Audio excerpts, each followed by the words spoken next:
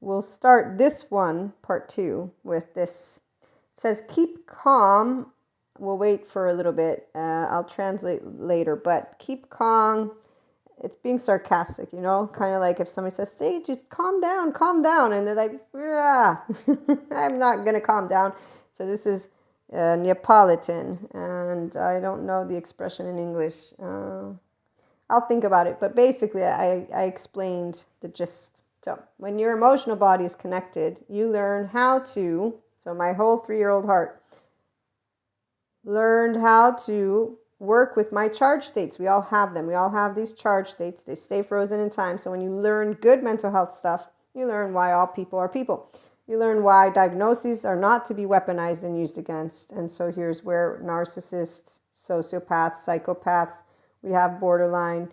We also have schizophrenia and schizo. I had another word, but we usually see the antisocial personality group getting stigmatized. Paranoid personality, schizoid, schizotypal, borderline, histrionic, avoidant personality, dependent personality, obsessive compulsive. So when people are healed, one, they're not using their titles to present themselves, because that's not what a grown-up does. A grown-up will use an introductory, it's like with the polyamory, solo poly. So if I am engaging in a relationship, I will use the word because I have an identifying word that can help to incorporate, like with mystic. I'm a mystic, I'm a 5D mystic. I don't prefer using labels because when you have a sense of self and identity, you don't need the label. My name's Maria.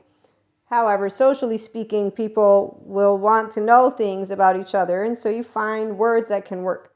When it comes to a diagnosed disorder, which I think they're going to change, I hope they are, and eventually allow themselves to use something that's more of, I don't even know, because yes, they're still working on it. Long story short, if a person learns about their diagnosis the human way, they're not going to be ashamed of themselves. They're not going to use it saying you have to follow these parameters because this is what I am and I'm going to impose on you to follow certain. No, there's going to be an explanation. There's going to be an opening of a conversation. So here, adults, the agenda is let's talk about it. Patrick Tiahan, I love this man because he's a therapist and he's healed, and you can tell because he isn't using labels and he's telling his community, this is called projection, this is called codependency, this is what it is if you find somebody who knows what they're talking about and doing when it comes to therapy. This is how it's like when people talk to you about forgiveness, but you didn't get a childhood and you're still pretty much aware of it, but here's how you, so he gives you real talk. He's not teaching you like you're a little kid, which are other groups of childhood trauma therapists, people that I see. I follow them, but I'm not enticed to engage with their content because they're treating people like a subject matter, and it feels objectifying, and it feels like a little box, and then it's like a little school teacher, and they're giving you like homework to do. He's giving you, this is life. I'm living it. And here's what it's like once you're healed. You're not going to go around. He's the real deal. And that's why I talk about him so much. There's a lot of good educators. The educators are a different story. But if anybody ever comes across one of my videos and has childhood trauma, I'm happy that they go find Patrick Tiahan, because I know he's going to lead them down the path to actual healing and becoming grown-ups emotionally, because he's going to tell them about that emotional body disconnect. So back to 5D mystics, enlightenment, soul age group, we don't disengage from our oversoul. We don't talk about people. Doesn't matter what traits you might have. You could seem like the devil and evil itself, which you won't be, because that does not exist in the body of a human being. Thank you, Patrick McNamara, neuroscientist who's studied I don't know how many brains. And he has books on the religious self, and he has other books, and he gets interviewed. One of them is very important for the 4D plane because they have plenty of ideas that are about people being in spiritual warfare. They should all get their ideas and their selves in a space of ease, because they have trauma memory lingering around in their brain, and REM erupts in their daytime state. And then when you see demons and have nightmares, your brain is actually having an issue with the fear receptor. Instead of putting up with nightmares, you don't have to. You can get somebody who can support you, who can support your brain to heal, because your brain is already trying to get that trauma memory into long-term memory, because it's an organ that knows how its optimized version works, knows that trauma memory is not time-stamped, that it needs to be put in long-term, because that's how our brain will function. And so on that note, the people who want to learn how to be their optimized version versus to be a label of themselves, and that's why when I saw this one guy say, do a shaman ritual, don't go to therapy, it will waste your time, I'm like, wow, that is the most irresponsible thing that ever was spoken, and I hope nobody listens to you. And really, how dare you even have the idea of saying that and thinking that you're doing somebody some benefit. You're disconnected. You're disconnected to being a human being, and you are completely in the role of a shaman and spreading the word of this ethical cults. There you go. So people who will not want to go to a good therapist will say, oh, see, I don't need to go to a therapist. I'm just going to go do the fire ritual and I'll be cleansed from everything. That's not how it actually works. As a Reiki practitioner, an Akashic record reader, a tarot card reader, as somebody who supports people on personal development and expansion, never once in a billion years, even before being trauma-informed, did I ever think, oh, yeah, I can heal your trauma.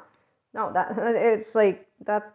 No, not to mention there's an in-depth conversation about the word in and of itself. And so when you have grown-ups in any profession, they're not going to sensationalize. They're not going to treat you like a little child. They're going to treat you like a peer, because that's what a person who's a grown-up does. And that's a somatic empath, a secure attachment adult. It's an individual who knows all subject matters.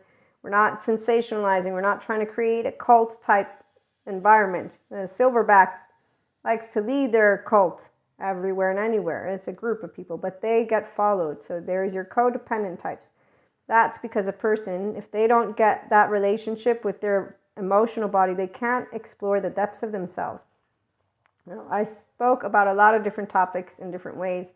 These are perspectives, but they're also perspectives of a person who sees how misuse 4D is doing of this clear land, which is not because there's something more special about a group of us, the ones who use the whole 144,000. I mean, there's so many stories.